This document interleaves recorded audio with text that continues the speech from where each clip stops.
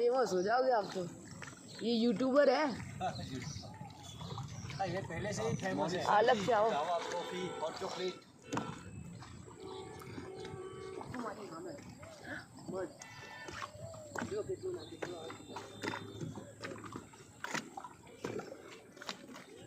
बोलते जाइए क्या क्या डाल रहे हो।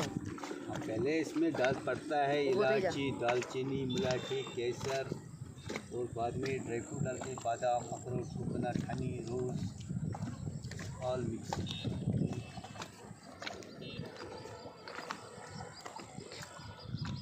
और कितना दो बनाना था।